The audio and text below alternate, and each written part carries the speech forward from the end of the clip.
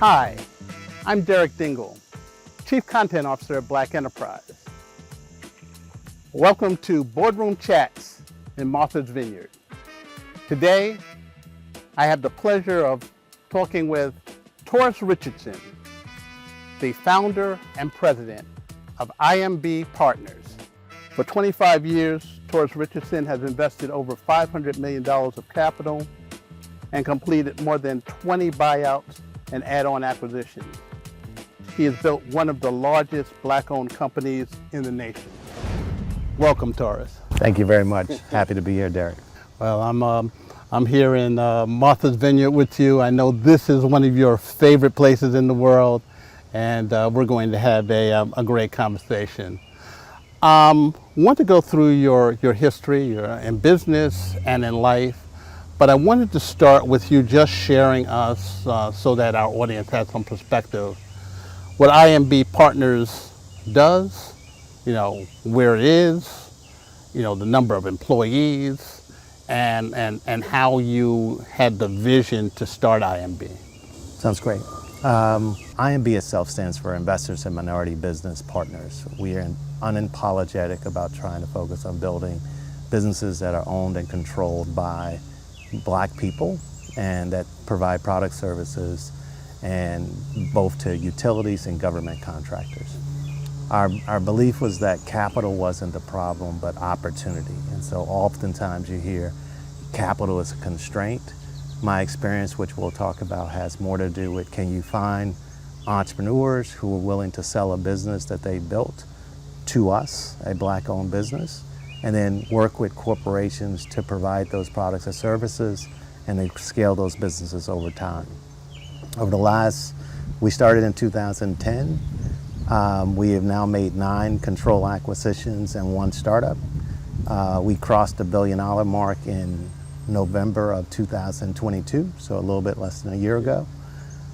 Collectively, we have roughly 750, 800 employees, and we're happy on our journey. Our goal is to get to $2 billion in the next 5 years. And in terms of those businesses, you are board chair of all of those businesses, and the IMB Partners, if you will, have board positions on all those businesses? Yeah, so we're what's called a control investor, and so we buy 51% or more of the ownership and equity of the business. I'd say in the first 9 acquisitions, I've become the board chair of all of them. I've been CEO of maybe 8 of them. I continue to be CEO of maybe 6 of them today. But as we grow, I'm going to start to hire more and more professionals to assume the CEO role and remain the board chair. Yeah, I was about to ask you that. CEO of one company is a daunting task with myriad challenges. How do you go about the process of, overseeing and creating the vision and the trajectory of several companies simultaneously? Yeah, so if we take 2 steps back, our strategy is to buy profitable, successful, established businesses. So our goal is to say the day after we buy the business versus the day before we buy the business, there should be very little change in the first 12 to 24 months. So it helps us not to have to come in and reposition and change and fix things. And that's a model that's called a friendly buyout firm that we value. Our values are partnership and people first, entrepreneurial approach, and basically diversity and inclusion matters and requires intentionality. With those stakes, we basically say to an entrepreneur, look, we want to provide you capital so that you can take 60 to 80% of your money off the table, and then we're going to give you a second bite at the apple. So you roll over 20 to 40% of your equity, you assume the role of president, I'll come in as role of CEO and CEO and board chair. And our job is to provide you with capital to hire more people, to look at expansion of products, services, or geography, and then also acquisitions. And so we're doing a 1 + 1 = 3 because we're giving them additional ways to grow that typically smaller or founder-owned businesses don't necessarily use all of those levers. So you're maximizing the value of the business, either through strategically, obviously, but also you do add-on acquisitions that will enhance the viability of the business as well. Yeah, what we've learned over the years is the more specific you can be in what you like, and so we like utility services and government contractors. How that helps us is we start to know the customers, we understand the contracting, we understand the accounting, we understand the strategic planning in a way that we can bring that specific knowledge both to their business but also to their industry, where that founder believes we can help them accelerate their access to sort of the C-suite of the corporations or the customers they work with, as well as the network of potential target acquisitions, that now they know they have capital in a partner, they are open and ready to consider making an acquisition to add on and build the business. To get to this stage started from the beginning, literally.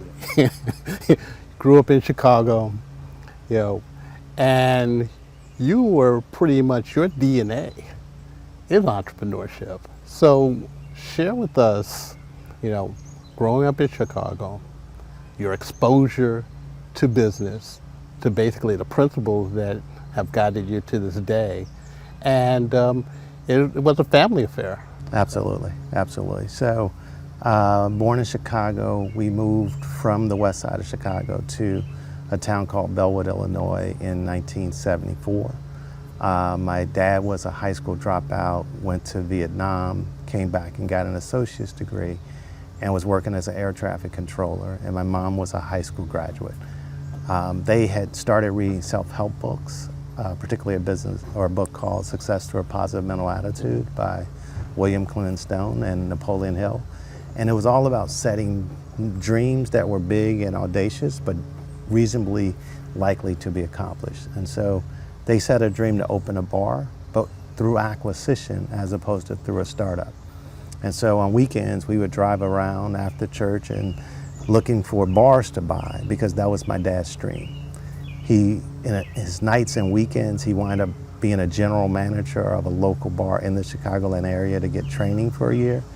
And then we found a bar to buy in Bellwood in 1978 November. And the most interesting thing about it was we had run out of ways to raise the capital. And so my mom and dad had my brother and I and my grandparents all show up at the Bank of Bellwood to talk to the president of that branch. And basically we were saying, look, we're short $4,000 or $5,000, can you help us?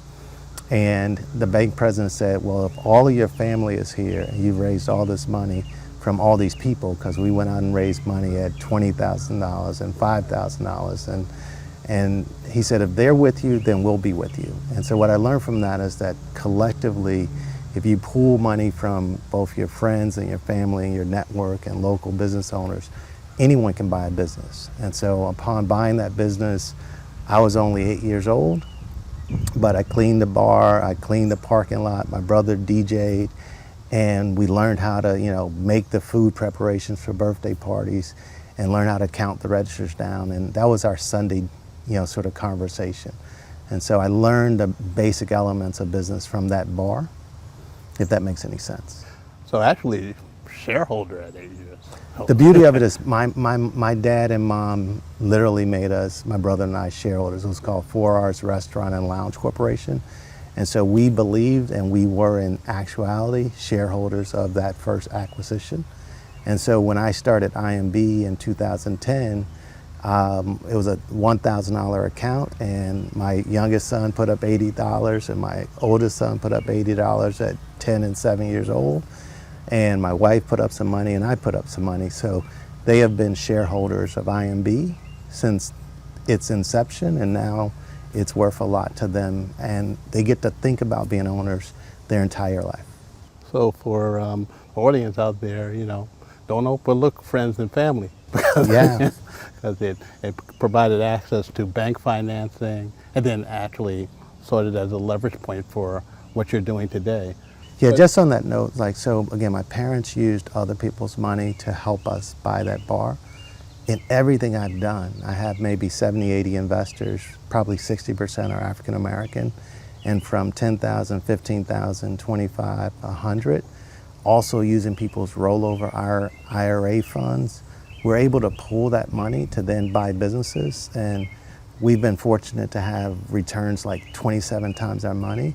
And we've created millionaires out of basically people investing $50,000 and $100,000. Oh, that's great. That's amazing. That's a true example of building wealth, building multi-generational wealth, and giving African Americans, a taste of entrepreneurship, running a business, and then also being a shareholder. And as I said, also knowing the dynamics of running a business. That's exactly right. You spent hours bar business, but in high school you also class president. How do you go about the process of running these businesses, engaging in, and whatever you seemed to engage in was to be in a leadership role and expansion? Obviously, Young had some fun. How did you go about the process of managing your time? Was that also the lesson in terms of your management of time and being able to, handle, multiple complex challenges and entities and organizations and fueling your aspirations? Yeah, and I think it's a good question. First, we got to start with my parents. They both were extremely hard workers, and they worked 16 to 20 hours a day. And I thought that's what you had to do to be a good business owner. We employed a lot of people in the community. We invested in the boys club. My dad was on the board of the boys club in the local community. So again, I saw an example of my parents of hard work and also making sure that you are a good citizen within your community. So you were looking at legacy when you were in college, when you were a young man. So, time isn't promised, but you wanted to have an impact. Well, we saw examples. So in your magazine and Jet magazine at the time, in 1987, around May, Reginald Lewis out of Maryland basically sold McCall Business Patterns. I only know this because you published it. And he supposedly invested, $1 million and made a 90-to-1 return on the equity, and to his family generated $63 million of wealth. And I looked at my mom and I was like, wow, now that looks like a good job. Because not only did he create exceptional wealth, he then gave $3 million to Harvard Law School to be the first large donor to Harvard Law School, African American. He has a beautiful family. And so for me, it was an example. And then later in that year, as you know, he bought TLC Beatrice, which was a $1 billion acquisition, first time by a black person. And so again, I'm like, I want to have a $1 billion business. Now, I'm happy and fortunate that in 2022, I crossed that line. But for that example in 1987, it may have never been a dream. And he did it through acquisitions. My parents did it through acquisitions. I believe every black American who wants to be an entrepreneur, it's a 90% failure rate starting businesses. If you buy existing successful businesses, it's a much higher success rate, like 80+%. And so it is the examples of my family and of Reginald Lewis that caused me to pursue acquisitions as opposed to startups as an entrepreneur in my journey. Yeah, Reginald Lewis was just such an inspiration to so many entrepreneurs as yourself, and just showing that it could be done, and it was a model. Was a model. And I think that seems to be, a thread through your business and, if you will, your personal life. No, I think that's right. I give credit to my mom and dad for pushing us to read self-help books. And in all of the self-help books, they start with have a definitive purpose, establish 5 or 10 role models that have been where you're trying to go so you can reverse engineer what you need to do to get there. Creating specific goals that are measurable in terms of time and what needs to happen by this step. All of those self-help books guided me to do that. And so on the role model front, starting in '87 with the B100 list, in whatever city I was in, I would literally cold call the B100 entrepreneurs and say, hey, I'm in your town, do you have 30 minutes for a phone call or a coffee?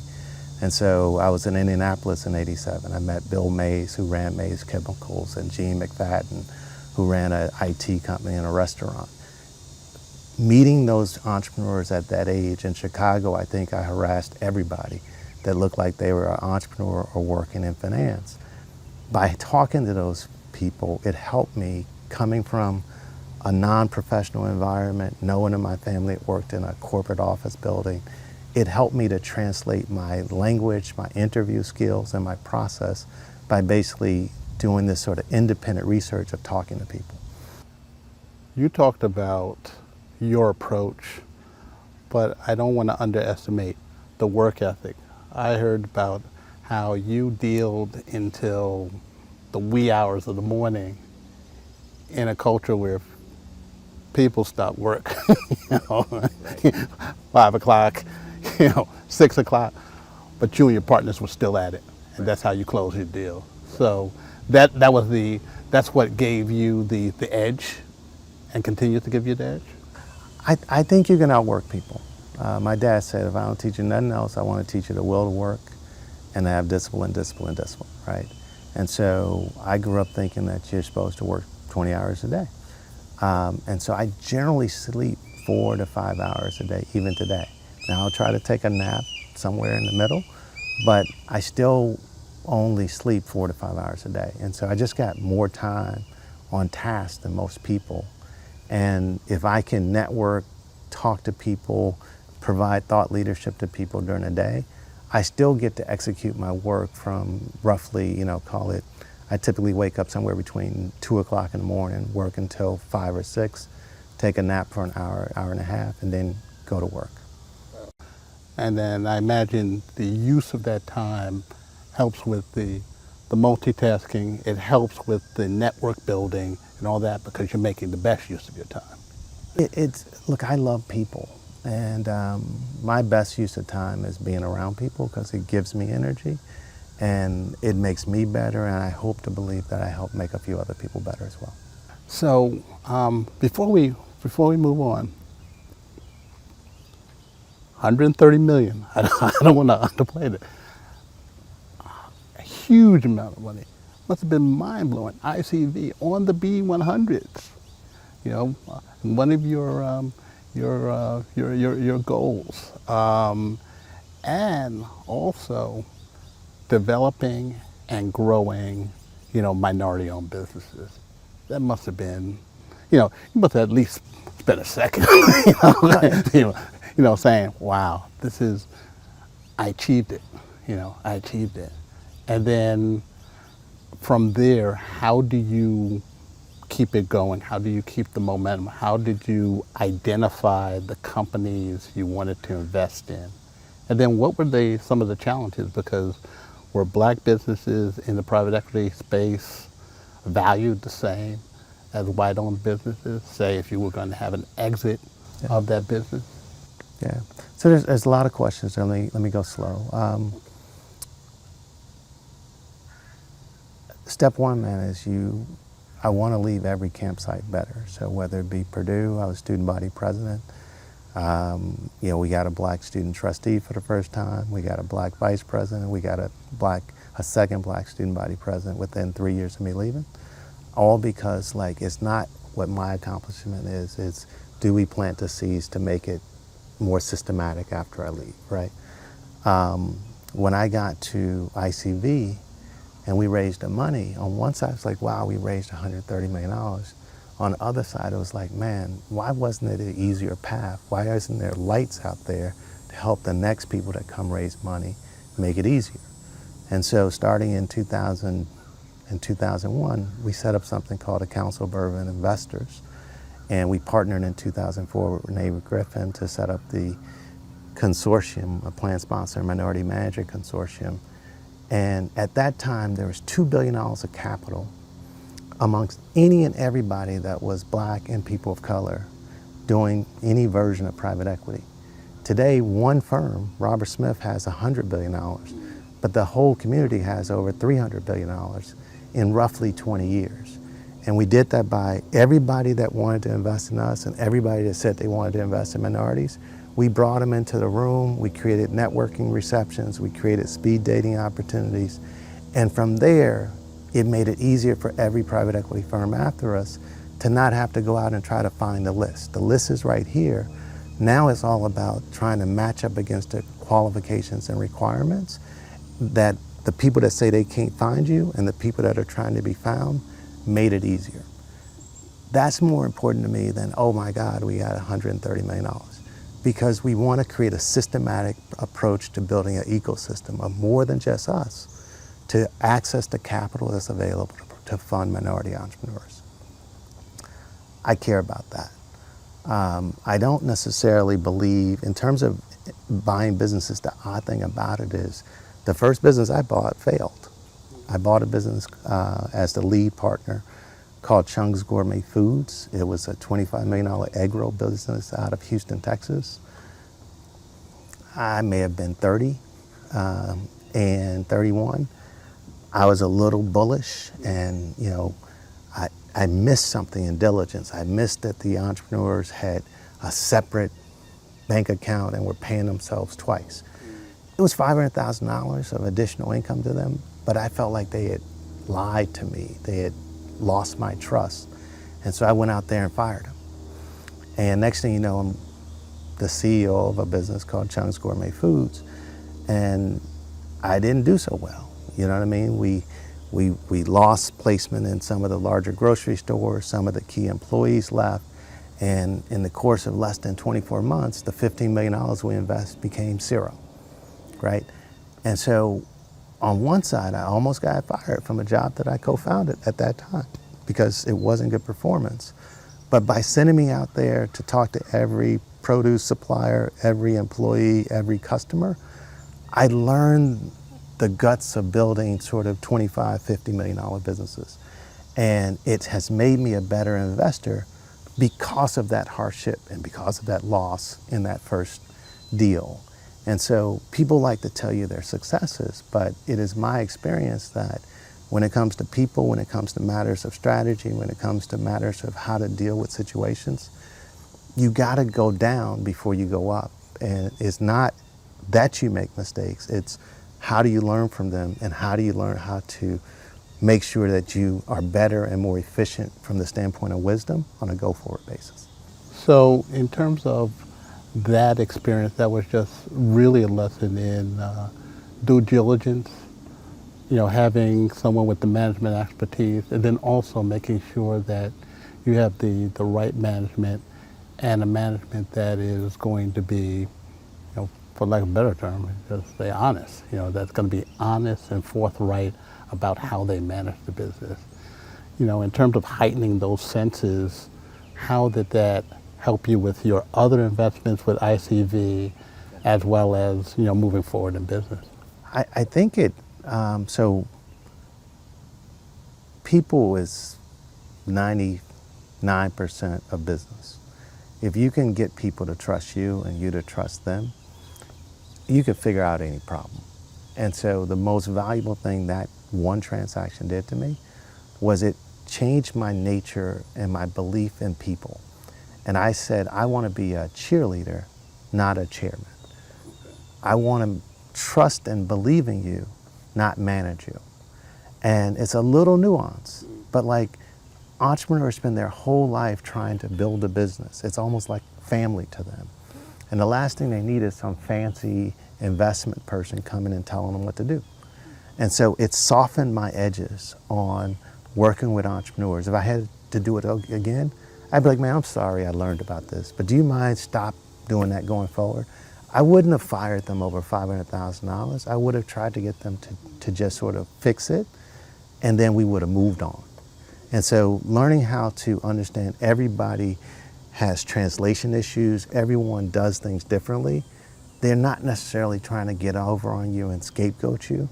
You're trying to align incentives. Like if you roll over $20 million or 20% of your money, you're going to be in the same boat trying to make that money worth more.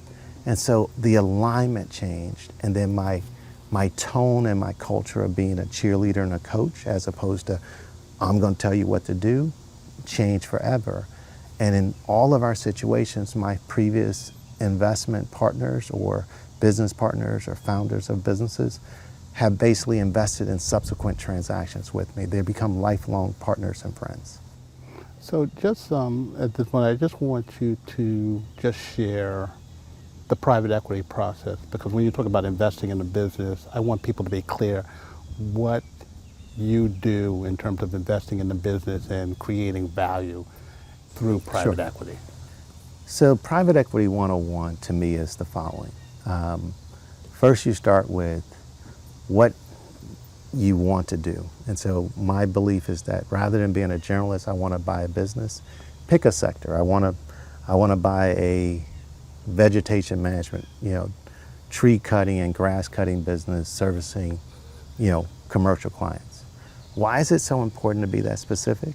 Because when you then go meet an entrepreneur that's got one of those businesses, you can say to them, hey, I've been looking at your industry and I've concluded I only want to do veg management in commercial sector. And I've talked to 100 people like you, and you're the most interesting one I've met. It makes them stand up because it makes them important, because you really are looking for them. It makes them trust that you know the nuances of their business and you'd be a good partner. And if you've done your work, they believe that maybe you can help them grow their business to different customers than they might naturally have. So first you got to pick an industry. Second, you got to go out and talk to 200 different companies. A lot of people get fatigued. They call 10, they call 20. For me, if you hear, whether it be in learning about industries, learning about black professionals, I think you got to call 150, 200 people to hear the tone of that industry. The most valuable thing you can get is then a seller that says, I will sign a letter of intent for you to buy my business for a price at this date. Once you have that, you go and raise capital. Because you have a contract, just like when you have a house to get mortgage financing on, banks can lend against a contract to buy an existing business at a much higher rate than they can a startup business, no differently than they can in a new home being built. So it makes it easier to raise the debt capital. And then you go out and you raise the equity. And for us, we do it two ways. That seller, we're saying you got to roll over 20% or more of your money. So they become 20% of the capital you got to raise is coming from the existing buyer. They become your equity partner, and it reduces the amount of money you have to raise yourself. And then you go out either to friends, family, institutions, and you raise the other equity. That's the initial buyout phase. And most entrepreneurs, if you know your industry, you pick a sector, anybody can buy a business, no different than you can buy a car, no different than you can buy a house. Again, my parents bought a bar, my parents bought a popcorn business with no previous experience and not even the capital on their own to do it. Once you own the business, then it becomes how do you set it up? And so we use something called EOS, or the Entrepreneurial Operating System. It's a guide that helps small to mid-sized businesses do strategic 5-year planning, 3-year, 1-year planning. How do you do KPIs and quarterly, sort of reviews of your business? How do you assess your people? How do you do conversations that help people to know if they're on or off track? If you consistently set up a strategic plan and make sure that from the secretary to the senior leadership, they all understand the vision and the mission and the goals, it makes it easier for you to guide that business to where you want to go. So set the plan. And then after that, execute the play. For us, we as private equity can do only a few things. We can provide capital for acquisitions. We can provide capital for new hires to help grow organically. We can provide capital to expand from Chicago to Philadelphia if you want to expand into a new geography.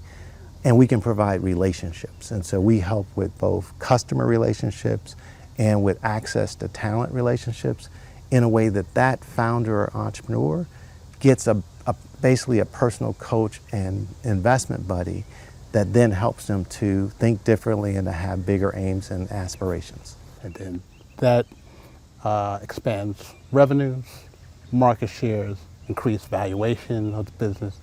And then the next stage, when do you decide to exit from an investment? Or when do you decide that the company is at the exit stage? Do you create a time frame in the beginning, or does that evolve? So Exiting is a question that is art, not science. And so in my current business, I have a holding company, almost like a family office. I don't have to sell anything. I expect to refinance it every 3 to 5 years and take money off the table. Like, the role of business is to make a profit. And so we got to distribute the money to our shareholders and ourselves. And we expect to do that every 3 to 5 years. No different than if you refinance a house with a new mortgage and pay out the difference between what the mortgage balance is and what you can remortgage it for. That distribution is the same that I would do in a business if all I did was refinance. And you should be trying to take, if you invest $1 million, you should be trying to make $3 million, $4 million every 5 years and distribute that out. If for some reason you want to sell it, in traditional private equity, the model is you sell in 5 to 7 years. Well, now you're trying to make sure you build a more valuable business that's either going to be sold to strategic buyers, companies that are larger, that are looking to basically buy smaller businesses to fuel their growth, or to private equity firms who are looking to take your business to the next level and just run the same play, but at the next level of scale, if that makes any sense. Yeah, it does. So so share with me, and that was very helpful to our audience, and I think it sets up perfectly, the IMB journey. When did you decide to move forward with IMB and to create a model for its success? Sure. So, IMB starts with the ending of ICV. Mm-hmm. So I co-founded ICV in 1998.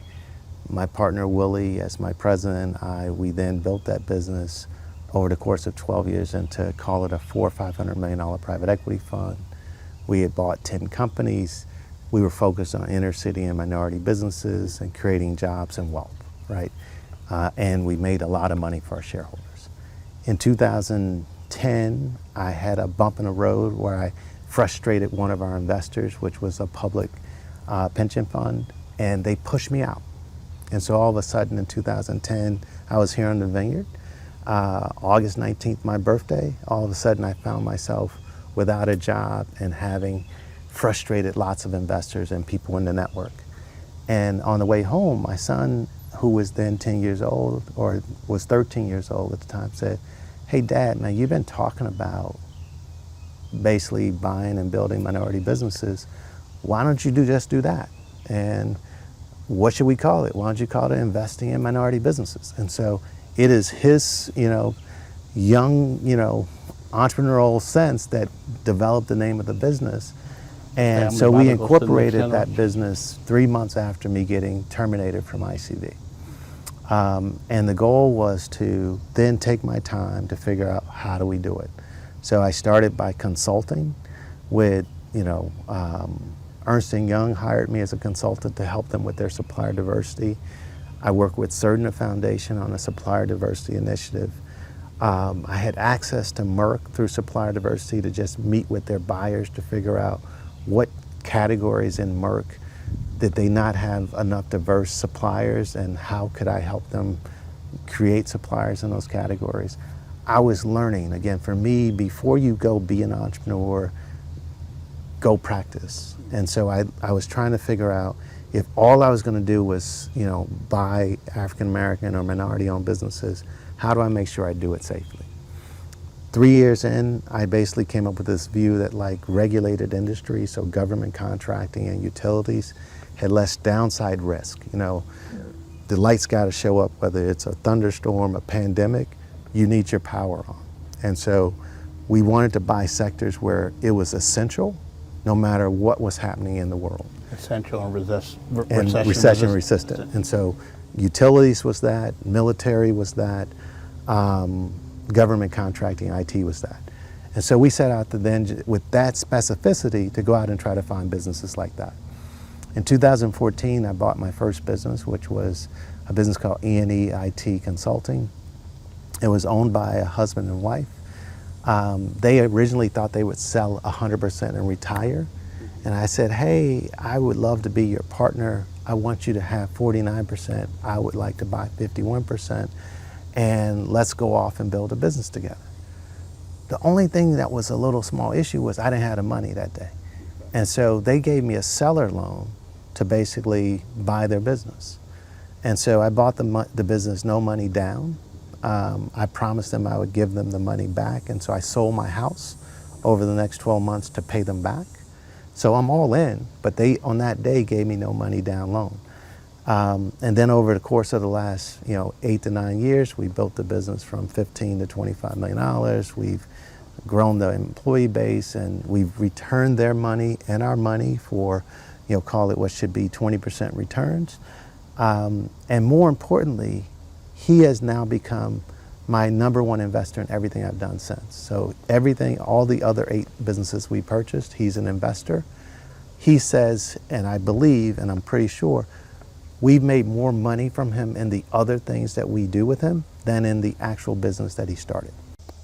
You focus on, you share the industries that you focus on, but you also focus on the middle market. You look for smaller companies that you can expand to larger entities. Why did you decide middle market? Why did you not decide to create, say, a fund for early stage, companies, or, or companies in, emerging industries, whatever? So there's so many ways to be an investor, to be an entrepreneur, to be a business builder, right? And so that I choose this way, I want to be clear, doesn't mean that there's not 1,000 other ways to be highly successful. Based on what I know, I believe that the lower middle market has 6,000 plus businesses that sell every year from some entrepreneur, mostly in North America and the US, because either there's a divorce, there's a death, there's a healthcare issue, or there's simply someone ready to retire and have a different quality of life for the remainder of their life. And so our job is to find those entrepreneurs that want to sell, but I need to also be able to finance those businesses. And so in order for me to make real money, which is I should be making 3 to 5 times every dollar I invest, I got to use leverage. And so it used to be called the leverage buyout business. And so you have to believe you can borrow 2 to 4 times leverage. Just like when you buy a house, you have to believe you can raise 80% of the capital from a bank mortgage. It enables you to buy a bigger and better house. That leverage is how you get better returns for your shareholders and for yourself. And so there's a threshold, which is generally around $2 to $3 million of profitability before banks will lend to a small business, and so on a cash flow basis. And so for me, there's like a floor. I buy businesses with roughly $3 million of profitability or more, and then I try to stay within $3 to $15 million of profitability. Why? Because once you start getting above $10 million, $15 million of profitability, well, 2 things happen. One is the founders become very professional. Everyone has 13 degrees, there's 3 lawyers, there's 20 MBAs. And so what does little old me do or bring to the table to help them? I can play up there, but why? And it's not my value system. If I'm trying to help and build and support communities, I'd rather play with founder-owned businesses where they haven't seen traditional private equity. They've not seen a lawyer that really works with them and don't charge them silly fees. They haven't had finance people that can help them raise capital in a different way. And so for someone that's trying to add value, the lower middle market tends to be filled with entrepreneurs who built a great business, who want a trusted partner to help them mature and professionalize to the next level. And it matches up with my value system better. Once again, you bring managed growth to the table.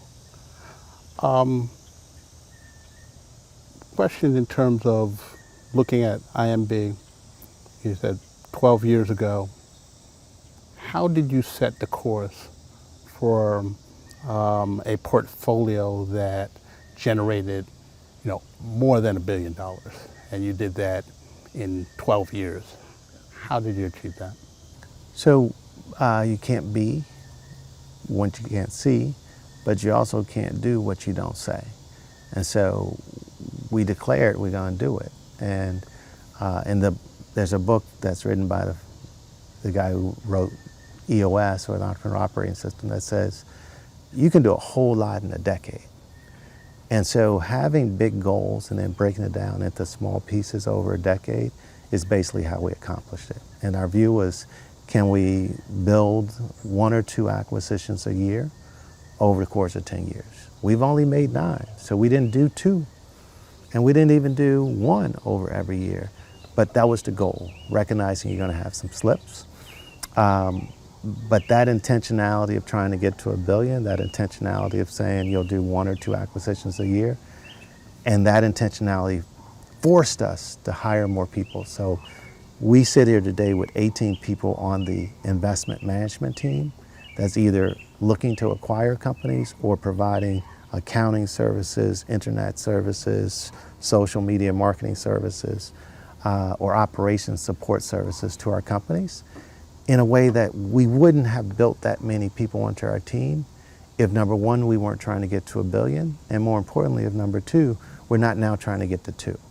And so the intentionality of knowing you want to get somewhere forced us to hire more, forced us to professionalize through this EOS system.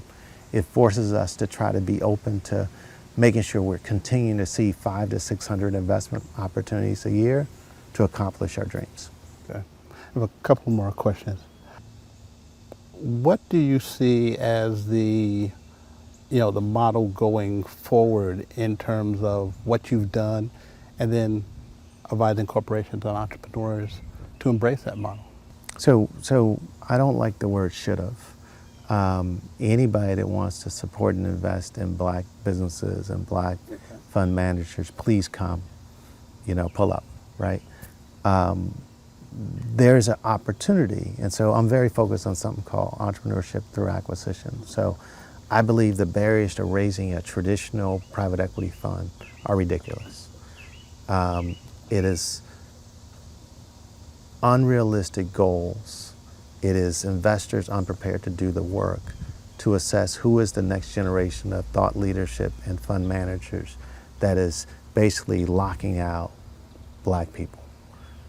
And we still are at 1% of the capital being managed by Black people, because every time we get further, they raise the bar on what the requirement of number of years experience, the number of partners you have. If you have all this, they still tell you we don't do first-time funds. It's ridiculous. We are not going to get there by trying to outgrow and outpace on basically raising private equity funds owned by Black people. I believe the next step to that is something called ETA, or entrepreneurship through acquisition. That's, hey, Derek, if you want to go buy magazine businesses or a TV business or a media business, let me help you do that. And it's basically, instead of you starting a business, let me help you identify an investment strategy, raise the capital to buy an existing business. Yeah, and also through ETA and private equity specifically, as being boardroom chats, it also seeds corporate governance, more Blacks in corporate governance. Yeah. Tell us the impact of that through private equity and your experiences in private equity. Yeah, so at a very young age, from the investment bank in 23 that we started to working at JLL and then at ICV and now IMB, every business requires you to have a board that has corporate governance practices and that has outside board members. And it is unquestionable that private equity firms that are owned by Black people and managed by Black people have a much broader diversity selection and have more Black people that join those boards. Why is that important? It's like, once you get your first board, then it makes you more eligible for your second board. Once you understand how to be on an audit committee or on a human capital committee, it helps you to then be more eligible to see and raise your hand for other boards, but it also helps you learn how to do it. And so we have, as a practice, outside board members on our boards. It's important that we bring people that have specific domain experience and that we believe can help that business grow And so if you've been a bank executive doing insurance and we're in a corrosion business, it's not a matchup. We don't need somebody to provide thought leadership and strategy. We need someone that has been closer to the ground on the sectors we're in. That's the only thing I would say. Most people say, hey, how do I join a board? Well, you should be trying to figure out, well, what's your value add, not just on strategy and direction, but your domain expertise in a sector. It'll help you become more eligible and attractive to those types of boards. Including Fortune 500 corporations. Fortune 500, mutual fund boards, insurance boards. So many people, like I grew up in the field, right? I'm not enamored by the brand name of the board, and I'm enamored by the work, and I'm enamored by what skills it's going to bring me to help me be more valuable. Tarrus, thank you for coming here and sharing your amazing story and providing, your powerful insights and information. Thank you. Thank you, man. I appreciate you, bro. Okay, appreciate you.